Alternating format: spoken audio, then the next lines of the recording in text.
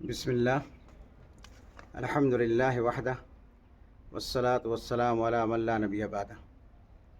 برادران اسلام، دینی و ملی بھائیوں، اگر آپ سے یہ سوال کیا جائے کہ دنیا کی مظلوم ترین کتاب کون سی ہے، اگر آپ سے یہ کویشچن کیا جائے کہ دنیا کی کون سی کتاب ہے جس پر سب سے زیادہ ظلم ہوتا ہے، اور وہ ظلم کوئی غیر نہیں بلکہ ہم مسلمان خود کرتے ہیں، تو اس کا جواب ہے یہ وہ کتاب ہے جو اس وقت میرے ہاتھ میں ہے اور جس کو آپ دیکھ رہے ہیں۔ آپ سمجھ گئے ہوں گے کہ وہ کون سی کتاب ہے۔ یہ قرآن مجید ہے، اور یہی اس سوال کا جواب ہے کہ قرآن مجید ہی وہ کتاب ہے جو دنیا کی مظلوم ترین کتاب ہے۔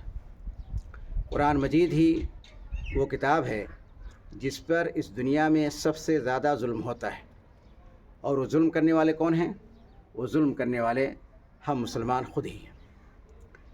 اب آپ جاننا چاہیں گے کہ ہم مسلمان قرآن مجید پر کیوں ظلم کرتے ہیں اور کیسے ظلم کرتے ہیں، اور یہ قرآن مجید دنیا کی مظلوم ترین کتاب کیسے ہے، تو اس کی بھی وضاحت کی جاتی ہے۔ حضرات گرامی، ہم سب جانتے ہیں کہ قرآن مجید کی اہمیت و عظمت بہت زیادہ ہے، اس کا مقام و مرتبہ بہت ہی عرفہ و اعلیٰ اور بہت ہی بلند ہے، اور اس کی عظمت و اہمیت کے لیے صرف اور صرف اتنا کافی ہے کہ اللہ رب العالمین کا کلام ہے۔ اگر اس کے اندر صرف یہی ایک خوبی پائی جائے تو اس کی عظمت کے لیے، اس کی برکت کے لیے، اس کی اہمیت کے لیے، اس کی شان و شوکت کے لیے کافی ہے۔ لیکن اس کے علاوہ قرآن مجید کے اندر بہت سارے خصوصیات پائی جاتی ہیں، بہت سارے خوبیاں پائی جاتی ہیں، جس کی وجہ سے اس کا مقام و مرتبہ نہایت بلند ہے، بہت ہی عظیم الشان ہے۔ ان میں سے میں چند چیزوں کا تذکرہ آپ کے سامنے کر رہا ہوں۔ قرآن مجید کی ایک خوبی یہ بھی ہے کہ اس کی نسبت جس چیز کی طرف بھی ہوتی ہے وہ چیز دنیا کی سب سے افضل چیز بن جاتی ہے، وہ چیز دنیا کی سب سے بہتر چیز قرار پاتی ہے۔ اس کو مثال کے ذریعے آپ اس طرح سمجھ سکتے ہیں کہ قرآن مجید کا نزول ہمارے نبی احمد مصطفیٰ محمد مصطفیٰ صلی اللہ علیہ وسلم پر ہوا، تو نبی کریم صلی اللہ علیہ وسلم سب سے افضل رسول و نبی قرار پائے۔ آپ سے افضل و بہتر نہ رسول کوئی آپ سے پہلے آیا اور نہ قیامت تک کوئی آئے گا، کیونکہ اب نبوت کا سلسلہ بند ہو چکا ہے۔ اسی طرح سے جبریل علیہ السلام جو قرآن مجید کو لے کر کے نبی کریم صلی اللہ علیہ وسلم پر اترے، نازل ہوئے، وہ بھی تمام فرشتوں میں سب سے افضل اور سب سے اچھے قرار پائے۔ اسی طرح سے آپ دیکھیے کہ قرآن مجید جس مہینہ میں نازل ہوا وہ کون سا مہینہ؟ رمضان کا مہینہ ہے، اس لیے رمضان کے مہینے کو تمام مہینوں میں سب سے افضل قرار دیا گیا، سب سے بابرکت اور سب سے زیادہ خیر والا قرار دیا گیا۔ اور ایک مثال آپ کو میں اور دے دیتا ہوں، یہ قرآن مجید کس امت کو ملا ہے؟ یہ ہماری امت کو ملا ہے۔ یہ امت محمدیہ کے لیے بہت ہی شرف کی بات ہے، بہت ہی فخر کی بات ہے کہ اس امت کو قرآن مجید جیسی کتاب ملی ہے۔ تو اس امت کو دنیا کا سب سے افضل امت قرار دیا گیا، دنیا کا خیر امت قرار دیا گیا۔ کنتم خیر امت اخرجت للناس، کہ تم دنیا کی بہترین امت ہو، سب سے افضل امت ہو۔ تو اس قرآن کی نسبت جس چیز کی طرف بھی ہوتی ہے وہ بھی بہت ہی عظیم بن جاتی ہے۔ اسی طرح سے شب قدر کو لے لیجئے، شب قدر کے اندر قرآن مجید کا نزول ہوا، اس لیے شب قدر کی عبادت 1000 مہینوں کی عبادت سے بہتر قرار پائی۔ تو آپ یہ سمجھ لیجئے قرآن مجید کے اندر ایک بڑی خوبی یہ بھی ہے۔ اسی طرح سے قرآن مجید یہ کیا ہے؟ یہ اللہ سبحانہ وتعالیٰ کی آخری آسمانی کتاب ہے۔ اب اس کتاب پر عمل کرنا ضروری ہے۔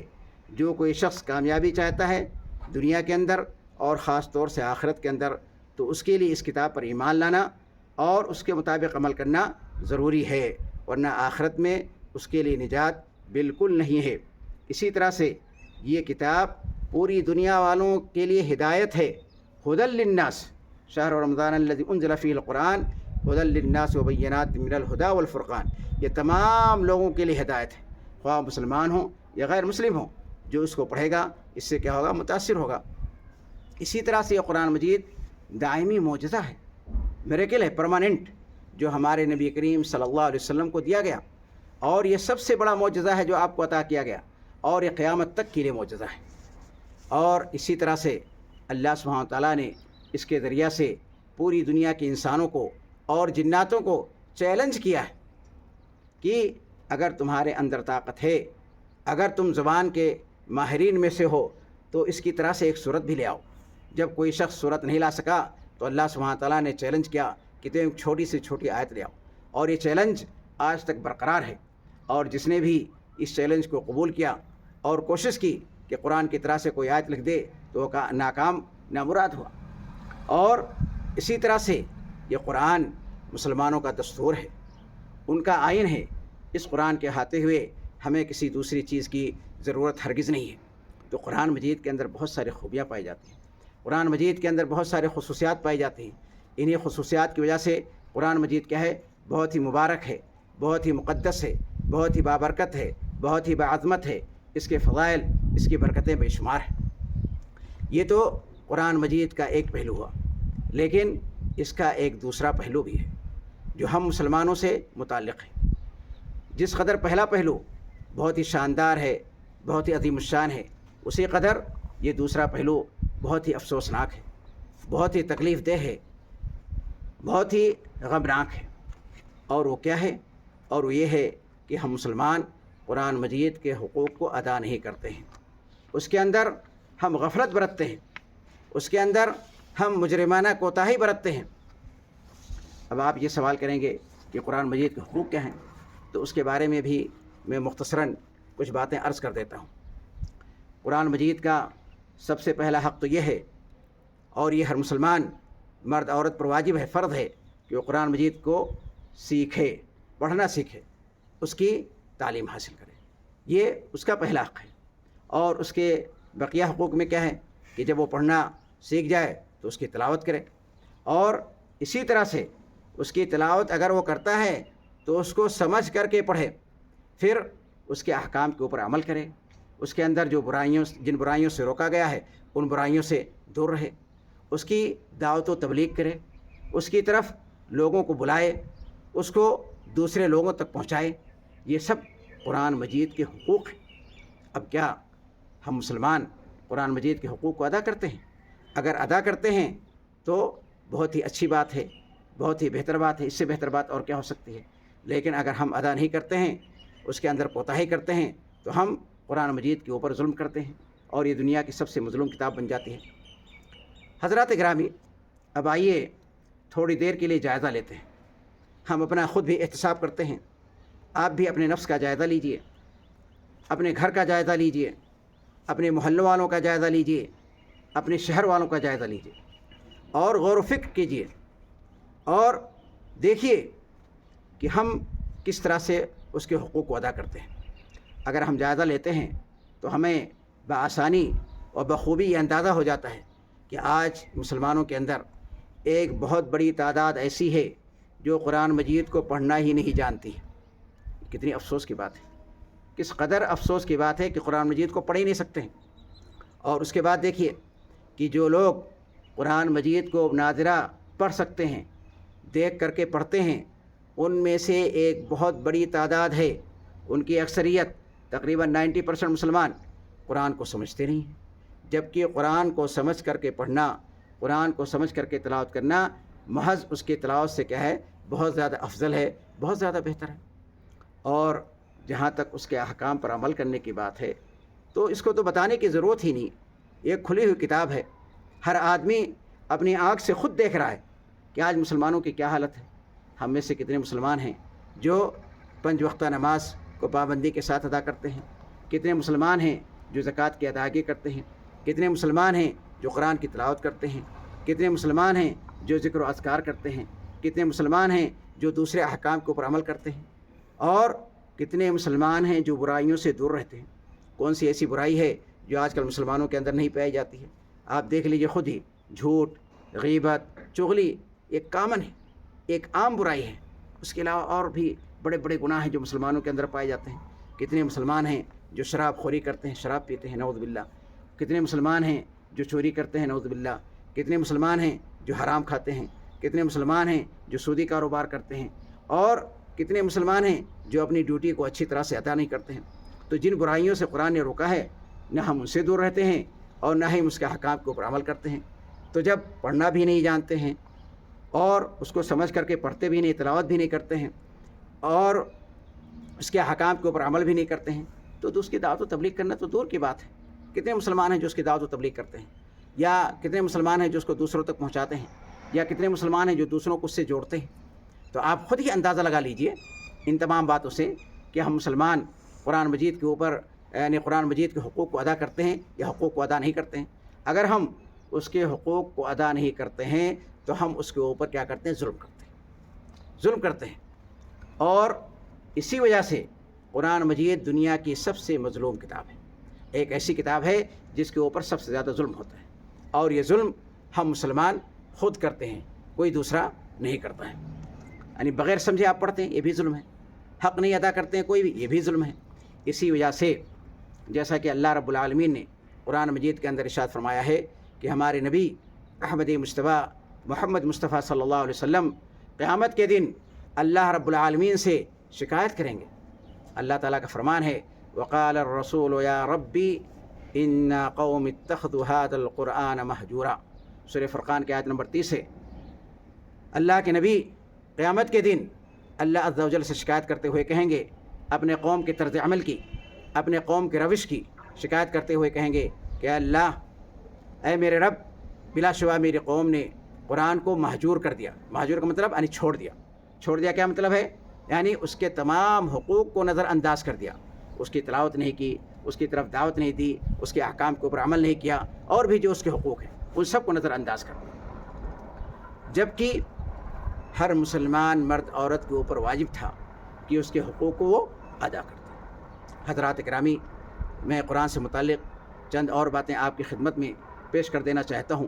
یہ رمضان کا مبارک مہینہ ہے، آپ یقینی طور پر جان لیجئے کہ جو مسلمان مرد یا عورت قرآن کو پڑھنا نہیں جانتا ہے وہ دنیا کا سب سے بڑا جاہل شخص ہے۔ اس کے اندر کوئی مبالغہ کی بات نہیں، خواہ وہ کتنا بڑا پروفیسر کیوں نہ ہو، بڑا سے بڑا ڈاکٹر یا انجینئر کیوں نہ ہو، وہ سی ایم پی ایم یا پریسیڈنٹ ہی کیوں نہ ہو، وہ کتنا بڑا مالدار ہی کیوں نہ ہو، کوئی بھی ہو، لیکن اگر وہ قرآن مجید کو پڑھنا نہیں جانتا ہے تو دنیا کا سب سے بڑا جاہل شخص ہے۔ اور ایک مسلمان کے لیے یہ بہت بڑی محرومی کی بات ہے کہ وہ قرآن مجید کی تلاوت نہیں کر سکتا ہے یا قرآن مجید کو دیکھ کر کے پڑھ نہیں سکتا ہے۔ اس سے بڑی محرومی ایک مسلمان کے لیے اور کوئی نہیں ہو سکتی۔ اور آج افسوس کی بات یہ ہے، بہت افسوس کی بات ہے کہ آج مسلمان کے لیے، آج مسلمان کے پاس دنیا کا ہر کام کرنے کے لیے وقت ہوتا ہے، اس کے پاس ٹائم ہوتا ہے، لیکن اگر قرآن کو سیکھنا ہوتا ہے یا دین کو سیکھنا ہوتا ہے تو اس کے پاس وقت نہیں ہوتا ہے، وہ کوئی نہ کوئی بہانہ تلاش کر لیتا ہے۔ اس بات کی دلیل ہے کہ ہم قرآن کی عظمت کو نہیں جانتے ہیں، اس بات کی دلیل ہے کہ ہم اسلام کی عظمت کو نہیں جانتے ہیں۔ اور اس سے بھی زیادہ افسوس کی بات یہ ہے کہ مسلمانوں کی ایک بہت بڑی تعداد، ان کی بھاری اکثریت اپنے بیش قیمتی اوقات کو دنیا کے بہت سارے لایانی کاموں کے اندر صرف کر دیتے ہیں، خرچ کر دیتے ہیں۔ مثلا چائے کی دکانوں پر بیٹھ کر کے چائے نوشی کرتے ہیں اور اس کے اندر 1-2 گھنٹہ گزار دیتے ہیں، یا سیاست کے اوپر تبصرہ کرتے ہیں، یا ٹی وی دیکھتے ہیں، یا بیکار کی گفتگو کرتے ہیں، یا اور بھی بیکار کاموں کے اندر اپنے قیمتی اوقات کو گزار دیتے ہیں، لیکن ان کو توفیق نہیں ہوتی ہے کہ وہ کیا کریں، وہ قرآن مجید کو سیکھیں۔ تو یہ سب چیزیں کیا ہیں؟ ہم مسلمان ہیں تو کیا ہمارے ایمان کا اور اسلام کا تقاضا یہی ہے؟ ہم قرآن مجید پر ایمان رکھتے ہیں تو کیا اس کا تقاضا یہی ہے کہ ہمارا موقف قرآن کے سلسلے میں یہ ہو، ہمارا رویہ قرآن مجید کے بارے میں یہ ہو، جبکہ ہم دعویٰ کرتے ہیں کہ ہم نبی کریم صلی اللہ علیہ وسلم کے امتی ہیں اور آپ کے نقش قدم پر چلنے والے ہیں۔ نبی کریم صلی اللہ علیہ وسلم خود قرآن مجید کے بارے میں کتنا زیادہ اہتمام کرتے تھے، آپ کس قدر اس پر توجہ دیتے تھے، ہمارے اسلاف صحابہ کرام اس کے اوپر کتنی زیادہ توجہ دیتے تھے، یہ سب بیان کرنے کی ضرورت نہیں ہے۔ علامہ اقبال نے فرمایا ہے، گر تمہیں خواہی مسلمہ زیستن نیست ممکن جز بقرآن سیستن، کہ مسلمانوں اگر تم مسلمان بن کر کے اس دنیا کے اندر زندگی گزارنا چاہتے ہو تو تمہارے لیے ضروری ہے کہ تم اپنے آپ کو قرآن سے جوڑو، اس کو سمجھو اور پڑھو، اس کے بغیر مسلمان بن کر کے زندگی گزارنا ممکن نہیں ہے۔ انہی کا ایک دوسرا شعر ہے، وہ زمانے میں معزز تھے مسلمان ہو کر اور ہم خوار ہوئے تارق قرآن ہو کر۔ اور علامہ اقبال رحمہ اللہ نے بالکل سچ فرمایا ہے، بالکل سچ فرمایا ہے کہ جب مسلمان قرآن کے اوپر عمل کرتے تھے، اس کے احکام کو ادا کرتے تھے، تو اللہ سبحانہ تعالیٰ نے ان کو دنیا کے اندر کامیابی و کامرانی دی، ان کو عزت و غلبہ عطا کیا۔ لیکن جب مسلمانوں نے آج کے دور میں قرآن مجید کو چھوڑ دیا تو اللہ سبحانہ تعالیٰ نے ان کے اوپر ذلت کو مسلط کر دیا، اور جب تک مسلمان قرآن مجید سے دور رہیں گے تو یہ ذلت ان کے اوپر مسلط رہے گی۔